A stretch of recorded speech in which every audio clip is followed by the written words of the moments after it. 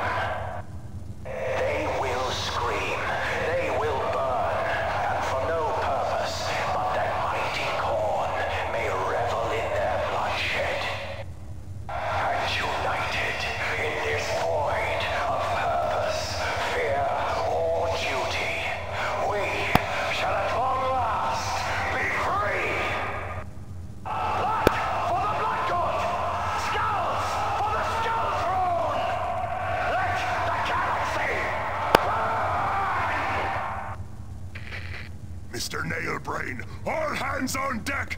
It's time to finish this spiky sog! You said it, Blood Flag. This librarian has obviously gone cuckoo for Cocoa Puffs. See, continue. Deploy. This is the final conflict. I'll be trying to blah blah. Yeah, I'm ready. And if you look at the screen right here, it says about Gabriel Angelos and his campaign in Tartarus, which is basically the campaign mode in Dawn of War 1, the very first Dawn of War game. It's basically talking about the demon that we're gonna face right now. I think he's called Maledictus, named after his prison in the Maledictum. And again, basically, long story short, Chaos used the orcs to attack Tartarus so they can look for the Maledictum. Space Marines intervene and was trying to stop Chaos from getting to the Maledictum. Eldars also intervene and try to stop him, but end up fighting the Space Marines. And then later on they join forces when they realize Chaos has the Maledictum, and the Sindri, the sorcerer, used it to become an ascended demon like Kyrus is about to do right now. And once they killed Sindri, Angelos had the Maledictum, and he was about to smash it to pieces with his giant ass hammer, but that was a warning, like do not break the stone because the demon will be freed. He broke it anyways. Mainly because the Eldars and the Space Marines did not trust each other. And they still continue not to trust each other. So no, honestly, if Eldars are actually saying something, you might want to listen to them. I mean, not Dark Eldars, but definitely just regular Eldars. You might want to listen to what they have to say instead of just, you know, doing the opposite.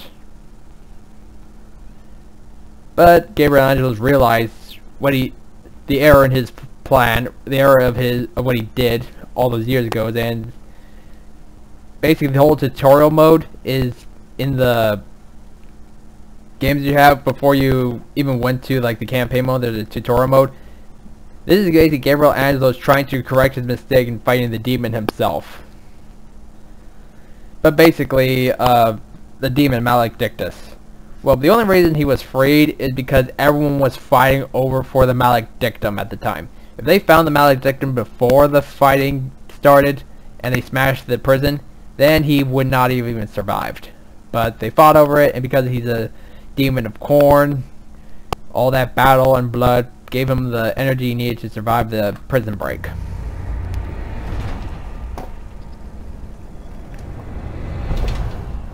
And you see Kairos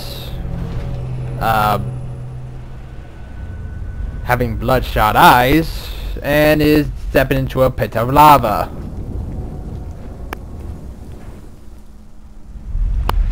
But now has merged with the powers of Maledictus and become, you guessed it,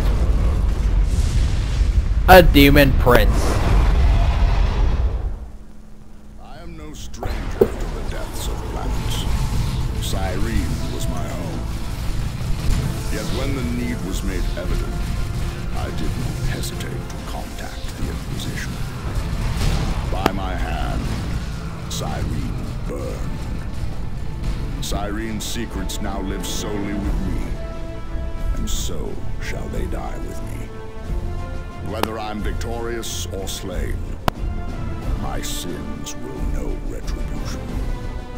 Such is the final testimony of Gabriel Angelos, captain of the Blood Ravens, 3rd Company. Savior of Tartarus, Bane of the Black Legion, servant of the Emperor. Yeah. This here is mine. Yeah, this story basically really does come full circle for the Blood Ravens, even if you don't play as the Blood Ravens.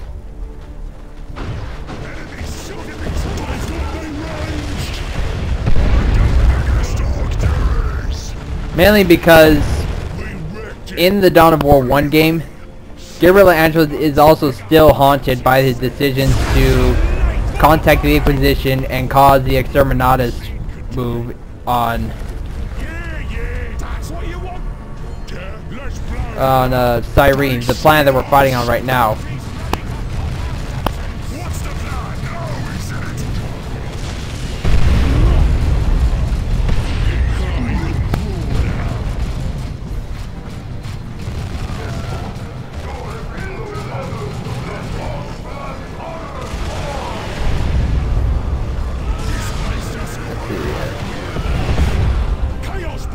And hell, even one of his best friend, Isidore, who was a librarian, and like Kairos turned to chaos at the end, basically was taunting Gabriel about his decision on Cyrene, of how he felt when he basically condemned everyone he knew to death. Gabriel justified it saying that I murdered no one. Innocents died so humanity might prevail. I ended the people of Cyrene's suffering, as I will end yours. At the end of that fight, Gabriel killed Isidore for his betrayal of the Blood Ravens and making a pact with the forces of chaos. So the irony of that is that the Inquisitor who accompanied the Blood Ravens at the time, Inquisitor Toth, suspected it was Gabriel who would be joining Chaos.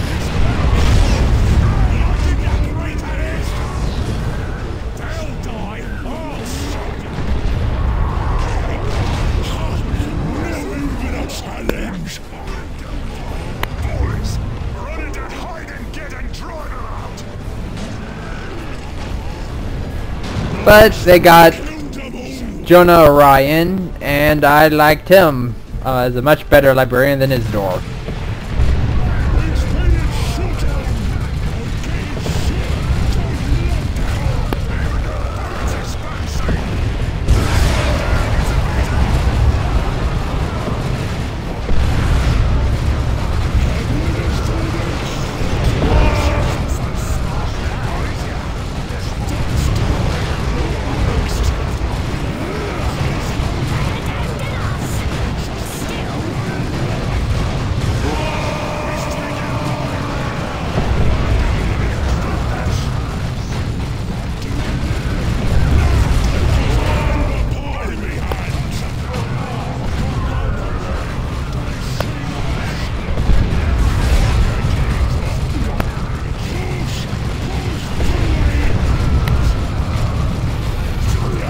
You.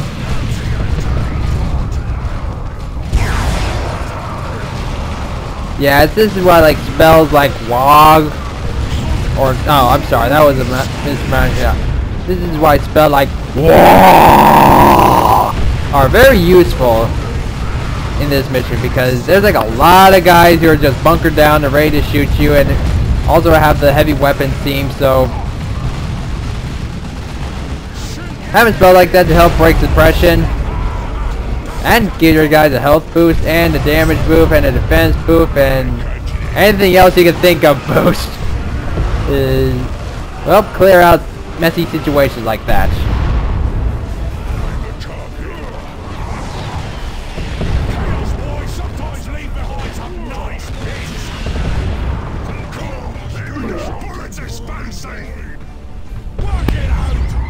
And I forgot to mention this before. If this becomes like a two-part video, apologize. But some of my earlier attempts basically had this video going for like an hour long, and the upload time for YouTube for like one of my usual videos is like 3 hours. These many decades. And this is like 2 videos in one, so it would take like a long time. So if this becomes a two-part, I'm sorry. Emperor, keep you, librarian. I'm sorry for the inconvenience. I go now to redeem our chapter.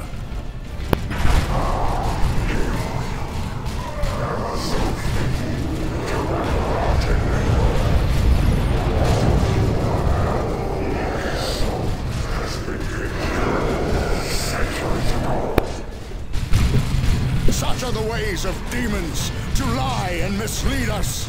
Destroying it is the only way to avoid its influences. You tell him, Gabriel. Hold on, I'll be coming to save you. Go there. And apparently Maledictus decided to basically get buffed up. Since I think he thinks he didn't do so well in Dawn of War 1, so he decides to, you know what, I'm gonna buff myself up so Kyrie gets a power boost.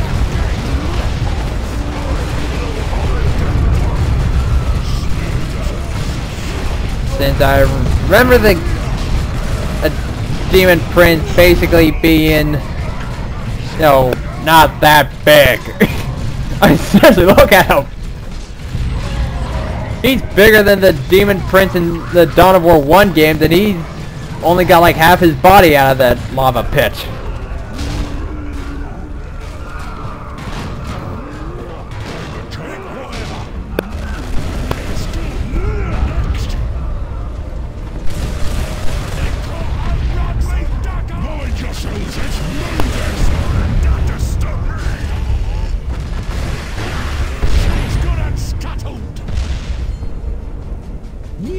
Raise the bleeding flag. It's already more. Just not yet.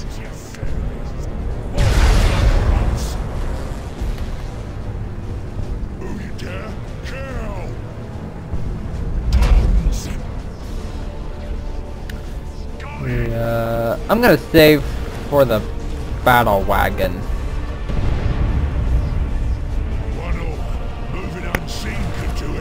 Cause I'm definitely whipping that out in the final battle. Boy, on me way.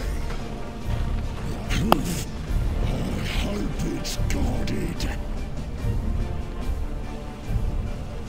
There's the victory target!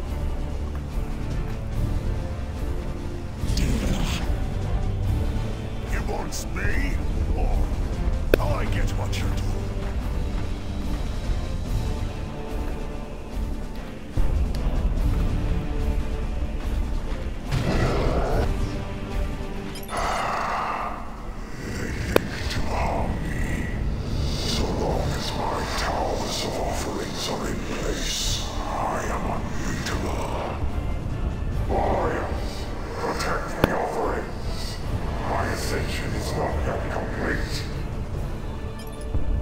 Why do they only appear now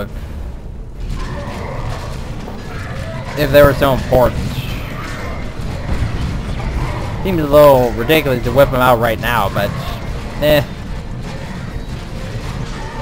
But this is basically the Blood Raven's final stand, and these aren't the backstabbing Chaos Worshiping Blood Ravens. These are the loyalist Blood Ravens, the ones who are like, hey, our chapter got corrupted because of this douchebag. Let's go get him. And basically killing every demon in their way just to get to him.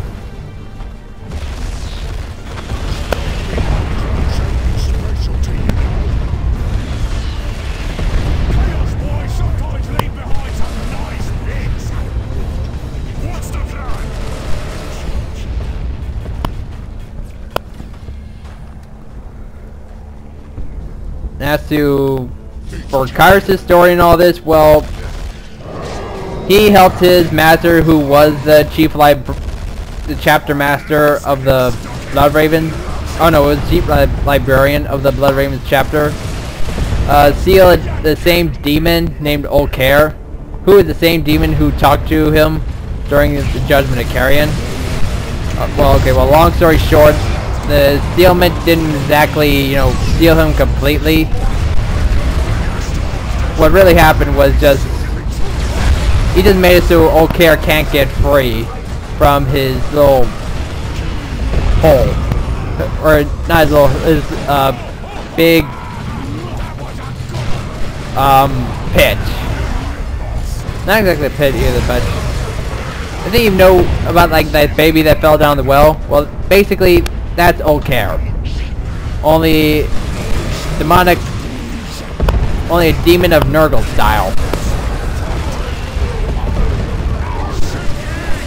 And well, basically, he was trapped on the ship for centuries, trying to fend off all kinds of Tyranids and demons, and basically lost his faith in the Emperor and the Imperium after that. So he made the secret pact with the demons, and he got freed, and so he basically agreed with the demon to try to get rid of the Blood Ravens chapter. But I think along the way, Maledictus came to him and said, okay, hey, how about we actually just fuck everyone over, fuck the whole galaxy over, and Kyrus was like, fuck yeah.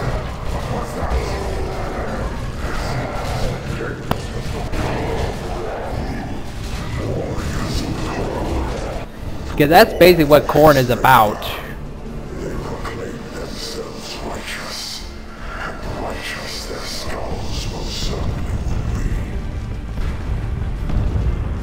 And that's basically what Khorne is about. He's about, like, killing and murder. Not for the sake of some cause, but just for the sake of murdering and killing. And yeah, if you ever do this, you always want to keep, like, a range unit to destroy the towers, because then Kyrus throws his little meteor strike.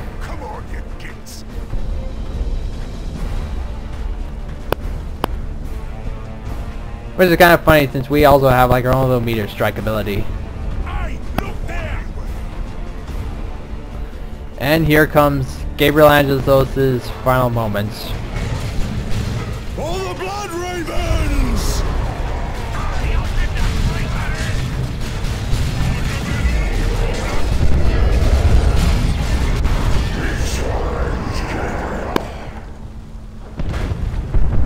No, Gabriel!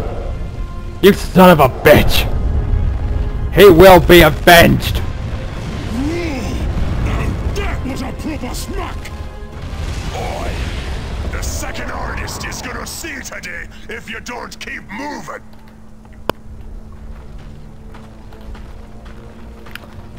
Okay, I'm not gonna lie, that actually was pretty funny and kind of lifted up my spirits a bit when I see basically my favorite Space Marine gets smashed like a friggin' bug. Which is another reason why I hate the Eldar campaign. For reason number one, they killed Blood Flag, who I basically love. I mean, I know he's not exactly the hero, but he's basically...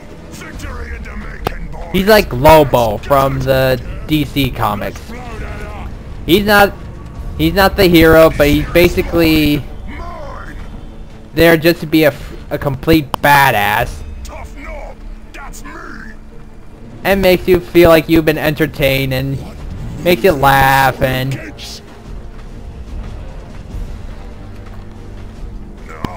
just say like, fuck yeah, he's awesome.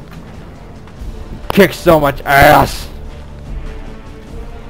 So yeah, he's Blood Flag is like Lobo to me. And if you don't know what I'm talking about when I speak of Lobo, just look up DC Comics and Lobo.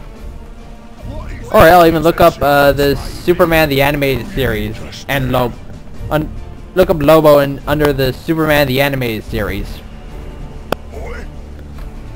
He's voiced by Brad Garrett and does an amazing job. Or hell, even check up that Christmas special with Lobo. Because it gets ridiculous and funny and entertaining. In a really, really good way after that. But I'm sorry, I'm getting off track. Well, basically, yeah, I hate the Eldar because they killed Blood Flag in the first mission. And they had the audacity to talk shit upon my basically one of my favorite characters in the Dawn of War universe, him right here. And the one guy who actually got me interested in the Warhammer universe in the first place. When I played Dawn of War, I just loved the Space Marine campaign. I just loved Gabriel Angelos. I loved him being a complete heroic badass. And then the Eldars, when they do their little dialogue up here, basically said, well, what a waste of life and pathetic whelp he was. I'm like, really? You know what, Eldars? Go fuck yourselves from that. I don't give a crap whether or not you actually do succeed in retrieving Taldir's soul stone so you can predict where the fuck the Necrons will be. Because here's a little news flash. You can't do crap against the Necrons, since apparently Dark Crusade and Soulstorm, or for me personally known as Shitstorm, the Eldars failed against the Necrons twice, and end up being saved by the Imperium of Man. Well, not saved, but the whole world was saved from the Necrons by the Space Marines and the Imperial Guard.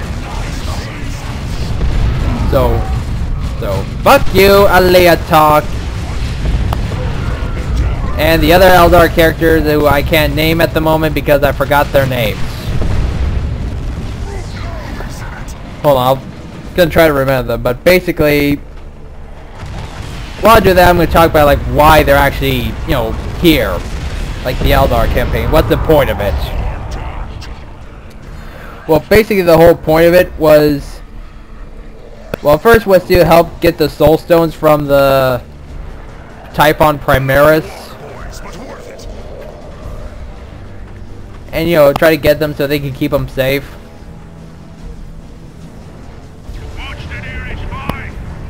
But since Kyrus blew all those up to bits when he did the Exterminatus fleet,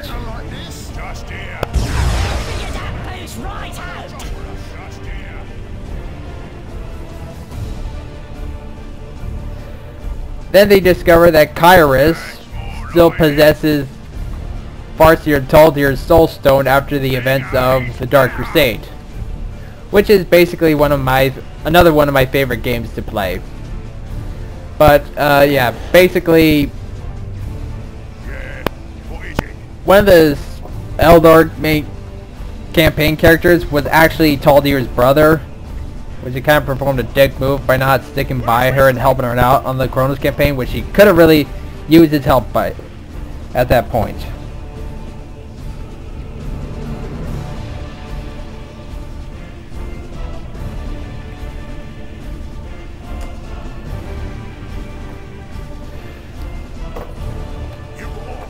And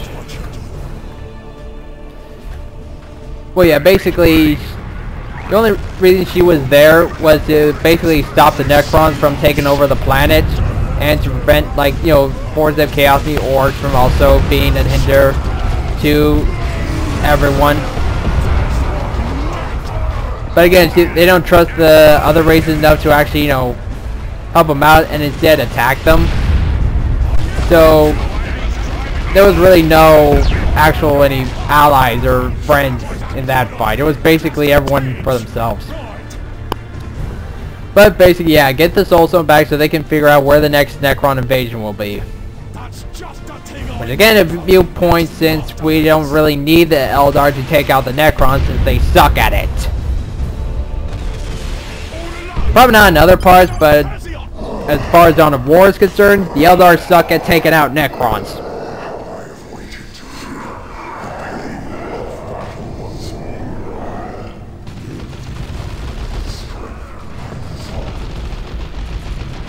And okay, now I remember the Eldar heroes now. It's Kaleth, the main character, who's basically a jump soldier, and swear had that whole "I'm better than you" tone in her voice, even when speaking to her subject, to her, you know, companions. Ronath, who is Taldir's brother, and a warlock named Veldaran, who was the one who actually talked crap on Angelos in the first place. And Elenwe, who I think was the only smart one and didn't decide not to say anything because knowing whatever she would say in like a "I'm better than you" tone would basically make them look like douchebags.